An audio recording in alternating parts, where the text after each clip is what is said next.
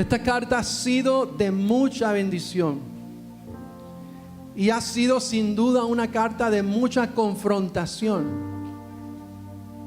¿Cuántos han sido confrontados por esta carta? Porque es una carta que es muy práctica. Nos ha hablado de muchas cosas prácticas, de la fe que hay en nuestro corazón, que tiene que necesariamente evidenciarse en la vida diaria. Hemos aprendido en esta carta acerca de a quién fue dirigida: a la iglesia en Jerusalén, que sufrió persecución por su fe, que muchos tuvieron que dejar sus casas, sus hogares, sus negocios, que sufrieron aflicciones físicas, que sufrieron aflicciones materiales. Pero vemos también lo que pasó, que aparte de la aflicción que ellos sufrieron externamente por los que los perseguían, también sufrieron aflicción de muchos que en medio de la dificultad dejaron su fe. Olvidaron por lo que sufrían lo que estaba pasando el otro. ¿Te ha pasado que en el tiempo de dificultad tuya personal te enfocas en ti mismo y no te acuerdas de tu hermano? Eso pasaba allí. Y Santiago escribe a esa iglesia que está pasando esas circunstancias en este momento para alentarle. Y espero que sea también un aliento para cada uno de nosotros, tanto los que nos hemos desviado como aquellos que somos instrumentos de Dios para alentar a otros a volver. Eso es lo que usted va a sentir en estos dos últimos versos de Santiago, donde termina. No termina ya como un regaño, sino que termina con amor hacia ese pueblo que ha padecido. Leamos Santiago capítulo 5 versos 19 y 20, y dice así: hermanos míos, si alguien de entre ustedes se extravía de la verdad y alguien le hace volver, sepa que el que hace volver a un pecador del error de su camino salvará su alma de muerte y cubrirá multitud de pecados. Y para los que toman nota, los que les gusta tomar nota, quiero darles el énfasis de este mensaje, que si se le olvida de aquí en adelante lo que vamos a decir, por favor que quede anotado allí en sus libretas y en su corazón. El énfasis de este texto y de este mensaje es: alguien que tiene una verdadera fe en Cristo busca la restauración del hermano caído y no su destrucción. Se lo repito nuevamente: alguien que tiene una verdadera fe en Cristo busca la restauración del hermano caído y no su destrucción. ¿Cómo dijimos que termina esta carta? ¿Cómo termina Santiago hablando? Termina hablando con amor. Mira cómo comienza esta porción. Le dice: mis hermanos míos. La Nueva Traducción Viviente lo dice de una forma aún más amorosa. Dice: mis amados hermanos. Siente allí el amor y la ternura propia de un buen pastor hacia la iglesia que está sufriendo. Mis amados hermanos. Algo que tiene también la connotación de querer hacerles recordar a ellos quiénes eran. Si tú le dices a alguien mi hermano, significa que tú tienes una relación de parentesco. Estaba hablando a hermanos que tenían una relación con él. ¿Y cuál es esa relación? Todos eran parte de una familia. ¿Quién es el padre de esa familia? Así es. Un toque de ternura allí en medio de sus palabras. Dice: hermanos, escribió: si alguno de vosotros se ha extraviado de la verdad. Y fíjense que es muy importante que sentamos la base de lo que estamos hablando aquí. Esta carta no está dirigida a alguien que no ha conocido de Cristo. Este mensaje no está dirigido a alguien que nunca ha profesado su fe en Cristo, que no ha creído en Él. Esta carta y este mensaje es escrito para creyentes, para la iglesia. Y comencemos diciendo, dice, si alguien, después de decir hermanos míos, dice, si alguien de ustedes se extravía. ¿Recuerdan? En el domingo pasado hablamos algo en capítulo 5 versículos 14 y 16, si quieres buscarlo allí en tu Biblia, y hablaba acerca de cuando alguien estaba enfermo en la congregación, ¿qué tenía que hacer? ¿Sí recuerdan? Hacer oración, llamar a los ancianos para que oraran por él con aceite en el nombre del Señor, y decía, la oración restaurará al enfermo. Podemos ver aquí en la palabra que lo que se estaba refiriendo, a pesar de que Dios puede sanarlo físicamente cuando hay enfermedad, se está refiriendo a aquellos que estaban enfermos por haberse apartado o desviado del camino, enfermos por causa del pecado. Y digo, la oración restaurará al enfermo y serán perdonados sus pecados.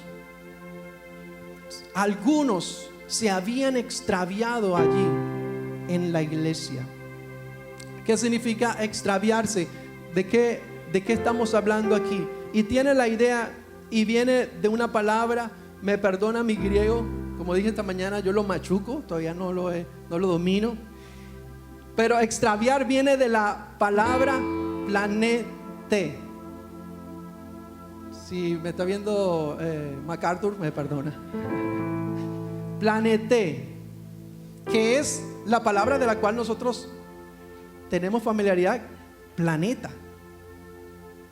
Es decir, algo que ha perdido su rumbo, que está vagando, porque los antiguos pensaban que el universo, los planetas giraban alrededor de la Tierra, entonces veían todo como desordenado y llamaban planeta esferas que estaban vagando errabundas fuera de su órbita. ¿Qué significa extraviar? Y si quieres tomar nota de ello, puedes hacerlo. Significa desviarse del camino correcto, apartarse de la verdad, ser conducido al error, ser desviado del camino de la virtud. Extraviarse tiene la idea de pecar, separarse o apartarse de la verdad. Deambular, hacer que vague de la seguridad la verdad o la virtud. Ser seducido, se ha desviado de la verdad y ha cedido al engaño. ¿Qué pasaba, iglesia, entonces en esa iglesia primera?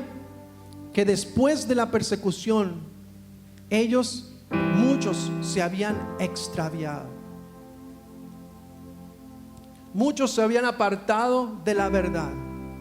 Muchos se habían apartado de la virtud. Pero ¿cómo se veía concretamente esto? De pronto es algo que no tenemos la idea clara en nuestra mente. Pero ¿cómo se veía que se habían extraviado? Les voy a decir. Habían puesto la esperanza en las riquezas en medio de su necesidad. Cayeron ante la tentación de huir del propósito de Dios. Porque ¿qué sucede cuando hay aflicción? Tú quieres buscar un escape, y muchos de ellos buscaron un escape para no sufrir la aflicción que tenía un propósito. Porque la aflicción puede tener un propósito de Dios en nuestras vidas. Y caemos en la tentación de querer escaparnos por una salida fácil. Tenían favoritismos, tenían una fe que solamente era en su boca o en su corazón, pero no se manifestaba en la vida diaria. Usaron mal su lengua, tenían conflictos, peleas y no querían humillarse y perdonarse. ¿Cómo se desviaron? También usaron la sabiduría terrenal para tomar decisiones y no buscaron la sabiduría de Dios. ¿Se recuerda que lo hablamos? Se hicieron amigos del mundo, fueron orgullosos y no humildes. Tenían una certeza del mañana, estaban tan seguros del día de mañana. ¿Se acuerda cuando decían vamos a hacer este negocio mañana, vamos a hacer esto y aquello? Pero no decían si Dios quiere. Tenían tristeza y no gozo en medio de la aflicción. Juraban y no cumplían su palabra. No oraban en medio de la aflicción. Por eso se habían extraviado. En eso se veía que se habían extraviado. Pero hago la pregunta: ¿cuántos de nosotros que estamos aquí también no luchamos con las mismas cosas? ¿Cuántos de nosotros también no nos desviamos en medio de las circunstancias difíciles? Nosotros también nos extraviamos. Pero puntualmente, ¿de qué se habían extraviado? Lo dice el texto, ¿puedes leerlo conmigo? Se habían extraviado de la verdad. Es fundamental. ¿De qué se habían extraviado? De la verdad. ¿Y qué es la verdad? Vamos a leer Juan 18. Juan 18, 37 al 38. ¿Lo tienes allí, Paola? Sí. Ok. ¿Qué estaba pasando aquí en este pasaje? Ahora, aprovechando que iniciamos la Semana Santa, ¿recuerdan cuando Jesús estuvo ante Pilato y fue condenado previo a su crucifixión? Bueno, esto sucede allí en el interrogatorio de Pilato hacia Jesús. Pilato le dice: ¿así que tú eres rey? Le dijo Pilato: tú dices que yo soy rey, respondió Jesús. Para esto yo he nacido y para esto he venido al mundo, para dar testimonio. Dígalo fuerte: ¿para dar testimonio de qué? Todo el que es de la verdad escucha mi voz. Pilato le preguntó: ¿qué es la verdad? ¿Qué es la verdad? Yo le pregunté al pastor cuando me dejó el encargo: ¿qué es la verdad, pastor? Yo pensé que le iba a corchar, pero él me respondió de una manera muy puntual: la verdad es una persona. La respuesta de Pilato ahí está: la verdad es una persona, y esa persona es la que dice Juan 14:6, que dijo: yo soy el camino y la verdad y la vida, y nadie va al Padre sino por mí. ¿Qué es la verdad? Una persona, y esa persona es Cristo Jesús. La verdad son todas las palabras que ha dicho esa persona que es la verdad. Esto es la verdad. Jesús en Juan 17 dijo: mi palabra es verdad. Todas las palabras que Él ha dicho son la verdad, y por lo tanto son la forma en que nosotros tenemos que conducirnos, porque la verdad tiene que obedecerse. La verdad es Cristo, la verdad es su palabra y es la guía de cómo quiere el Padre que nosotros vivamos y pensemos. La verdad es la fuente de la sabiduría. La sabiduría que ellos no estaban buscando, la estaban buscando en el mundo, pero la sabiduría está escondida en Cristo Jesús. Cristo es la revelación completa del mensaje del Padre. Pero ¿cómo alguien que conoce la verdad como ellos lo conocieron se pueden apartar de la verdad? Si la verdad es una persona, ¿qué tenemos que hacer para apartarnos de la verdad? Dejar de ver a la persona. Cuando nos extraviamos de la persona, nos extraviamos de sus palabras y dejamos de obedecer sus palabras. Le hago una confesión. Cuando hacíamos viajes misioneros a Santa Marta con el pastor y con otros hermanos, el pastor maneja bastante rápido y me costaba trabajo, porque me pusieron un parte por manejar muy despacio, seguirle, y hacía todo lo posible por estar allí pegadito de la parte de atrás, porque yo no sabía para dónde iba, dónde era el lugar de reunión. Cuando dejamos de mirar a Cristo, cuando dejamos de estar cerca de Él, nos extraviamos porque no sabemos el camino. Tenemos que estar cerca de Él. Por eso ellos se extraviaron, porque se olvidaron de las palabras que Santiago les había dicho en toda la carta. Por eso se habían extraviado, porque le dieron lugar a la duda.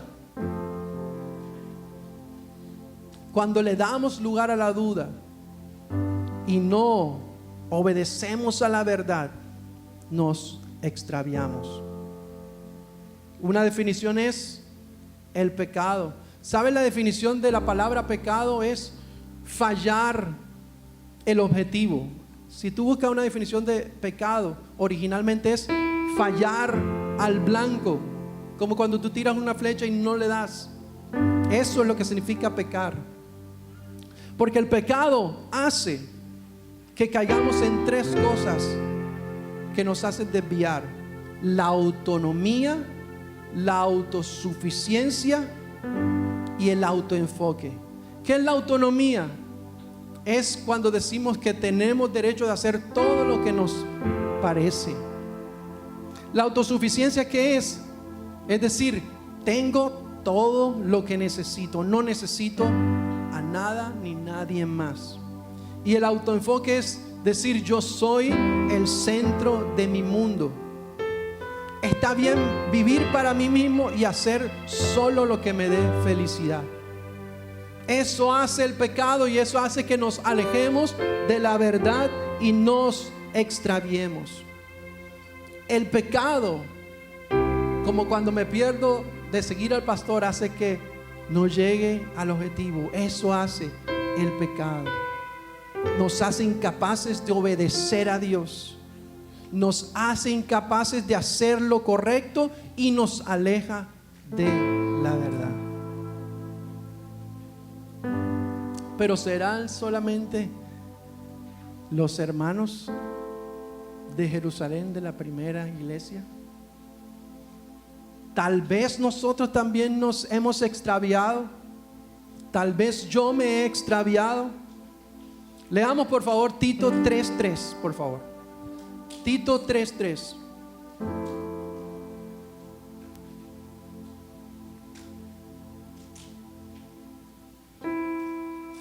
Dice: porque nosotros también en otro tiempo éramos necios, desobedientes, extraviados, esclavos de deleites y placeres diversos, viviendo en malicia y envidia, aborrecibles y odiándonos unos a otros. Aquí usted, iglesia, tenga en cuenta a quién estaba hablando Santiago: a los hermanos. No está hablando de algo evangelístico, está hablando de restauración dentro de la misma iglesia, porque nosotros nos descarriamos. Pero sigamos adelante. No se queda allí. Gloria a Dios que no se queda allí, no se termina Santiago. ¿Cuántos dicen amén? Porque dice: si alguien entre ustedes se extravía de la verdad, pero dice, y alguien lo hace volver. Denle un aplauso al Señor por ello. Amén, denle un aplauso al Señor por ello. Alguien lo hace volver.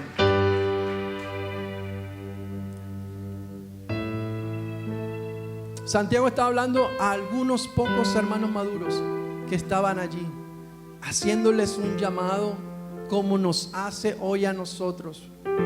Un llamado ¿a qué? A que fueran instrumentos en las manos del Señor, con el propósito de rescatar al extraviado, con el propósito de hacerlo volver, de que Dios por su gracia a través de nosotros pueda hacer volver al hermano que ha perdido su rumbo por causa del pecado.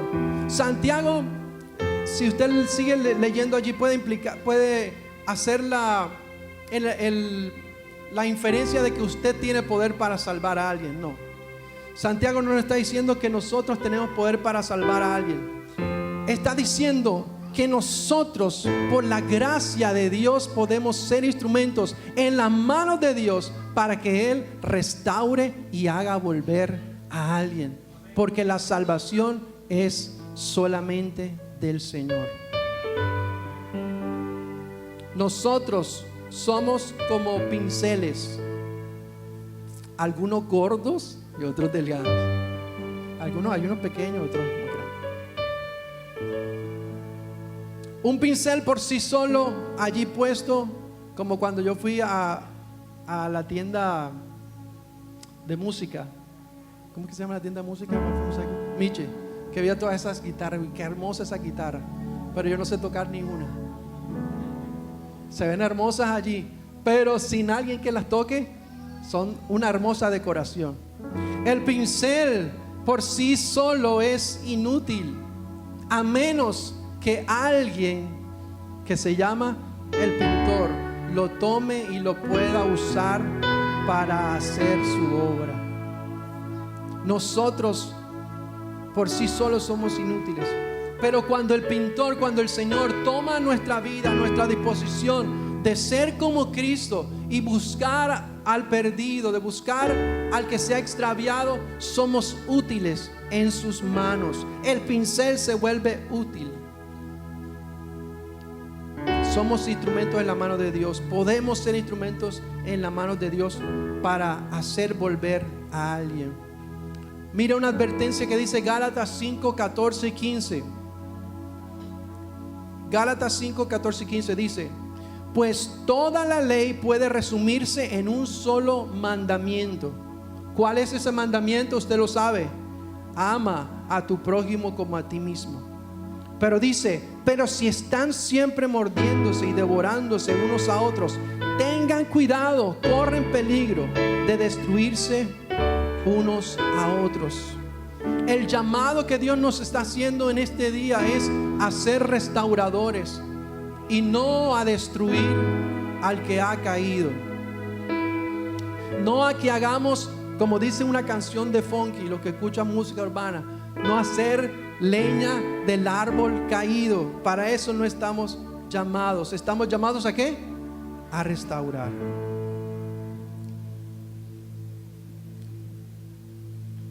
Formas prácticas en que podemos hacer esto. Primero que todo, recordemos que somos pinceles en la mano del Señor. Recordemos que solo por la gracia de Dios podemos ser usados. ¿Por qué? Porque todos nosotros, hasta que Cristo venga o vayamos primero, estamos en un proceso de santificación. Nosotros también estamos luchando, pero hay maneras en que podemos ser instrumentos de restauración. ¿Cómo podemos rescatar? ¿O cómo el Señor puede a través de nosotros rescatar al que se ha extraviado? Primero, por medio del Evangelio. Ese Evangelio que nos ha dado gracia a nosotros. Ese Evangelio que nos dice que no es nuestro propio mérito, que no es porque nosotros seamos los más, sino porque Él hizo todo por nosotros, por medio del Evangelio, recordando el Evangelio, mediante el ser humilde, por medio de dar misericordia y no juicio, misericordia, orando por esa persona, escuchando su confesión. ¿Recuerdan lo que decía Santiago en el mismo capítulo 5, 14 al 16? Confesaos vuestras ofensas unos a otros y orad unos por otros para que seáis sanados. Escuchar la confesión, acompañar a nuestro hermano en su proceso de arrepentimiento. Hablar y disciplinar con amor. Es bueno hablar, es bueno disciplinar, pero hacerlo con amor. Para ser instrumentos de Dios en la restauración de alguien, tenemos que ser modelados por lo que Cristo hizo. Cuando nosotros éramos enemigos de Él, Él murió por nosotros. Él lo hizo primero por nosotros. Mateo 18, 15 al 22 es toda la lectura, pero vamos a leer solamente el primer verso. ¿Cómo lo expresó Jesús prácticamente, de manera clara y práctica, para ejercitarlo dentro de la iglesia? Mateo 18, 15 dice: si tu hermano peca, ve y repréndelo a solas. Si te escucha, has ganado a tu hermano. ¿Cuál es el propósito? Diga conmigo: ganar al hermano. ¿Cuál era el énfasis del mensaje? Un verdadero creyente busca la restauración del que se ha extraviado y no su destrucción. Jesús mismo dijo: si alguien peca y te acercas a él y te escucha, tú has ganado a tu hermano. No has dejado que él se pierda, has hecho que él vuelva al camino. El propósito siempre será ganar al hermano. Pero dice: ¿cuál es la bendición de hacer esto? Hay dos bendiciones de hacer esto, iglesia, de cuando lo hacemos. La primera es que dice: podemos salvar su alma de la muerte. Primera de Juan, busque por favor, Primera de Juan capítulo 5, 16 y 17. Dice: si algunos de ustedes ve que otro creyente comete un pecado que no lleva a la muerte, debe orar por él y Dios le dará vida a esa persona. Pero hay un pecado que lleva a la muerte, y no digo que se ore por quienes lo cometen. Todas las malas acciones son pecado, pero no todos los pecados llevan a la muerte. Santiago estaba diciendo allí, y tenemos que hacer claridad, no significa que nosotros vamos a salvar como si en nosotros hubiera el poder de salvar el alma de alguien, pero estaba diciendo que podemos salvar a un hermano que está cometiendo un pecado que lo puede llevar a la muerte física, que puede causar la destrucción de su cuerpo físico. Primera de Corintios, cuando hablamos de la Santa Cena, nos dice eso, que algunos, por tomar la cena de una manera indigna, estaban debilitados o enfermos, o muchos habían dormido. Y no significa que durmieron toda la noche, durmieron hasta la otra vida. Es decir, muchos habían muerto por su pecado. Entonces, cuando tú buscas la restauración de tu hermano, cuando somos instrumentos de Dios para la restauración de alguien, podemos estar salvando a nuestro hermano, librándolo de la misma muerte. Cuando somos usados por Dios para intervenir o para ayudar en un matrimonio que está a punto de separarse de creyentes, estamos evitando que ese matrimonio muera, que haya separación. Cuando un hermano es imprudente al manejar, ¿dónde está el Torquido? Se fue. No, yo digo, pero no, nunca me he montado con él para saber. Pero si tú ves que un hermano está conduciendo a 180 kilómetros por hora y se está volando todos los semáforos porque cree en la soberanía de Dios, y tú le haces ver su pecado, ya está, estamos librándole de la muerte. Hay pecados que atentan contra el cuerpo y que pueden traer a la muerte. Estamos librándolo de la muerte. Gálatas 6, 1, 2. Ya estamos terminando, llegando al final. Gálatas 6, 1, 2 nos dice un versículo de oro. Anótelo. Amados hermanos, si otro creyente está dominado por algún pecado, ustedes que son espirituales, fíjese, los espirituales miran por los demás y no por sí mismos. Ustedes que son espirituales deberían ayudarlo a volver al camino recto. ¿De qué forma? Con juicio, con la letra, con sangre entra. ¿Cómo dice? Con ternura y humildad. Y tengan mucho cuidado de no caer ustedes en la misma tentación. El hecho de que haya unos hermanos espirituales, que haya unos hermanos maduros que no se han extraviado, no significa que todos nosotros no estemos bajo el mismo acecho del pecado. Todos nosotros estamos propensos. Y él dice: acércate a tu hermano, considérate a ti mismo, no sea que tú también seas tentado, no sea que tú también caigas en la misma tentación. Ayúdense a llevar los unos las cargas de los otros y obedezcan de esta manera la ley de Cristo. ¿Cuál es la ley? La que se resume en un solo mandato. ¿Cuál es? Ama a tu prójimo como a ti mismo. Cumplimos la ley de Cristo cuando buscamos la restauración del hermano. Y el segundo y último beneficio es que al hacerlo cubriremos multitudes de pecados. 1 Pedro 4:8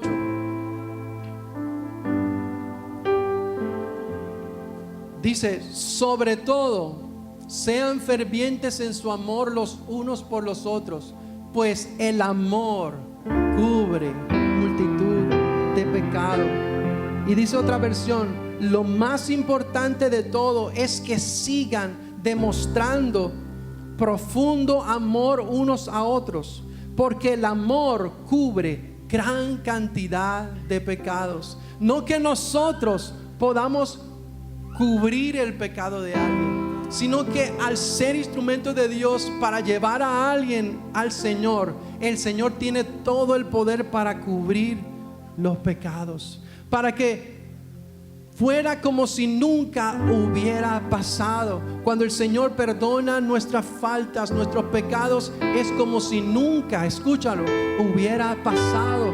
Podemos caminar con libertad sin acusación delante de Él, porque Él cubre. Él ha puesto nuestras iniquidades en lo profundo del mar cuando nos arrepentimos.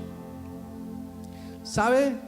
Esa palabra extraviarse que vimos al principio es la traducción en varias ocasiones del Nuevo Testamento, pero es la traducción para lo que dice Mateo 18 versos 12 al 14, cuando Jesús dijo lo siguiente: ¿qué les parece si un hombre tiene 100 ovejas y una de ellas se ha descarriado?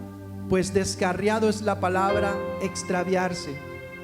¿Qué hace ese hombre? ¿No deja las 99 en los montes y va en busca de la descarriada? Y si sucede que la halla, en verdad les digo que se regocija más por esta que por las 99 que no se han descarriado. Así no es la voluntad del Padre que está en los cielos que se pierda uno de estos pequeñitos. Jesús nos estaba mostrando: nosotros como ovejas somos propensos a desviarnos, a descarriarnos cuando no escuchamos la voz del pastor, cuando no seguimos la instrucción del pastor.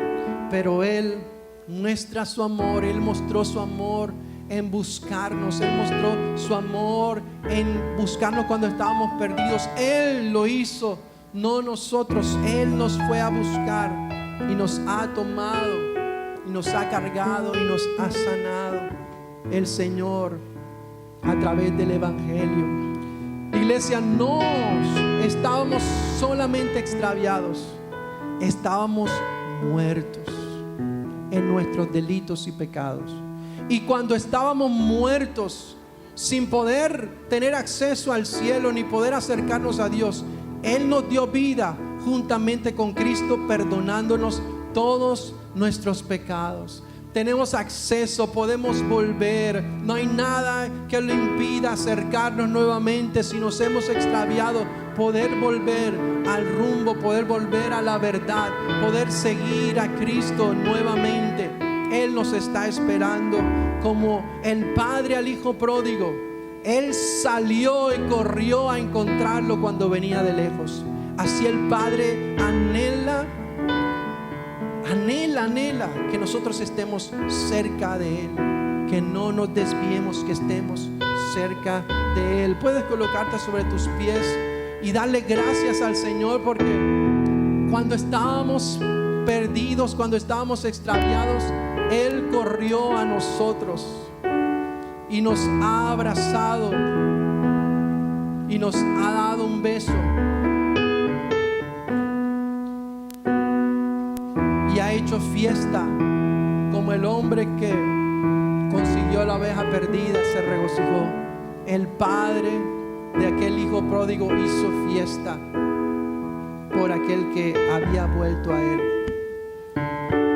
Pero quizás aquí también haya algunos que ni siquiera hagan parte del rebaño, que ni siquiera hayan puesto su confianza en Cristo. El Señor hoy te ha traído con el propósito de que tú puedas acercarte a Él, de que tú puedas venir a Él. Sus brazos están igualmente abiertos para ti. Corre a Cristo en este día. Corre a Cristo en este día. Y los que somos parte de su pueblo, levantemos sus manos y démosle gracias a Él. Dale gracias a Él porque nos ha buscado, porque ha querido sanarnos, ha querido vendar nuestras heridas, ha derramado aceite, Señor, sobre nosotros. Yo quiero estar. Díselo a Él. Para escuchar tu voz y aprender de ti.